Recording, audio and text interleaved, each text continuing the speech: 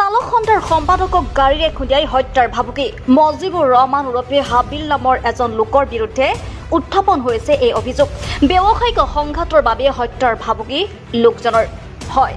হোজাই জিলাৰ সদৌ অসম মটৰ চালক সন্থাৰ সাধাৰণ সম্পাদক ইমান হুছেইনক গাড়ীৰে খুন্দিয়াই হত্যাৰ ভাবুকি। দবকাৰ ভিলুগুৰিৰ মজিবুৰ ৰহমান ওৰফে হাবিল নামৰ এজন লোকে প্ৰাণে মৰাৰ ভাবুকি দিয়ে সম্পাদকগৰাকীক। ব্যৱসায়িক সংঘাতৰ বাবে প্ৰাণে মৰাৰ ভাবুকি দিয়াত আতংকিত হৈ পৰিছে সম্পাদকগৰাকী, যাৰ বাবে নিজৰ নিৰাপত্তা বিচাৰি কাষ চাপিছে দবকা আৰক্ষীৰ। দবকা থানাত হাবিলৰ বিৰুদ্ধে দাখিল কৰা হৈছে এজাহাৰ।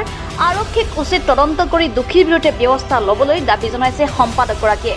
দবকাৰ পৰা লুৎফুৰ ৰহমানৰ ৰিপৰ্ট, অৰুণোদয় অসম।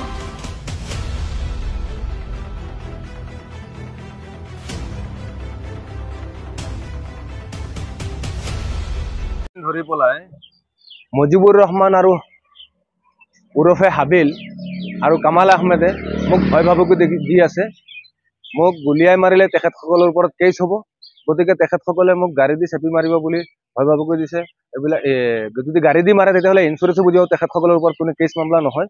গতিকে এনেকুৱা তেখেতসকলে ভয় ভাবুকি মোক দি আছে। গতিকে মোৰ পাই পৰিয়াল আছে, মোৰ ল'ৰা ছোৱালী আছে, মোৰ মা দেউতা আছে। মই তেখেতসকলক লৈ মই চলি আছোঁ আৰু মই কিবা এটা ব্যৱসায় কৰি থাকোঁ।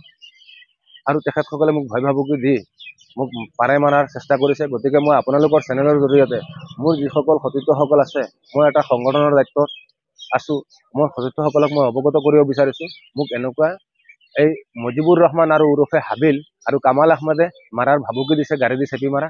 গতিকে মই সকলো ৰাইজক অৱগত কৰিব বিচাৰিছোঁ আপোনালোকৰ চেনেলৰ জৰিয়তে। আৰু মই হোজাই প্ৰশাসনক তথা আমাৰ দবকা আৰক্ষী থানাত মই আজি এতিয়া এখন 107 FIR এখন দিবলৈ আহিছোঁ।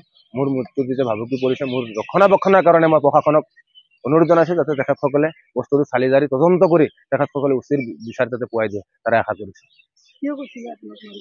এইটো ব্যৱসায় খণ্ডত তেখেতসকলে কিবা এটা ব্যৱসায় কৰি আছিলে। মই বোলে কোনোবা ডিপাৰ্টমেণ্টত মই কমপ্লেইন কৰিছোঁ। মই কৈছোঁ যিটো ডিপাৰ্টমেণ্টত মই কমপ্লেইন কৰিছোঁ আপোনালোকে ডিপাৰ্টমেণ্টক সোধক। আৰু তেখেতসকলক মই ইমান ধুনীয়াকৈ বুজাই কৈছোঁ। তেখেতসকলে মোক গাড়ীত আটক কৰি পেলাই তেখেতসকলে মোক সোধ পোছ কৰিছে। মই কৈছোঁ আল্লাহৰ কসম মই এইবিলাক কৰা নাই, মই নাজানো। তেখেতসকলে একো মাৰা নাই। তাৰপিছত তেখেতসকলে মোৰ মোবাইল পাৰ্চনেলি মোবাইল নি পেলাই তেখেতসকলে ট্ৰেক কৰি পেলাই গোটেই বস্তু বাহিনী ওলাই পেলাই একো পোৱা নাই। নোপোৱাত তেখেতসকলে মনে মনে আছে। কিন্তু আজি 8-10 দিনৰ পৰা তেখেতসকলে গোটেই বজাৰতো গাই ফুৰিছে।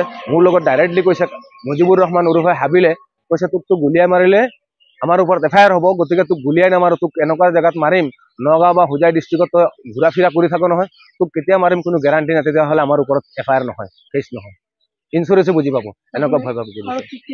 মই আৰক্ষীক এটাই দাবী জনাওঁ, আপোনালোকে দবকা থানা ভাৰতৰ বিষয়ে মহোদয়ক মই এতিয়া ইতিমধ্যে এজাহাৰ দিছোঁ।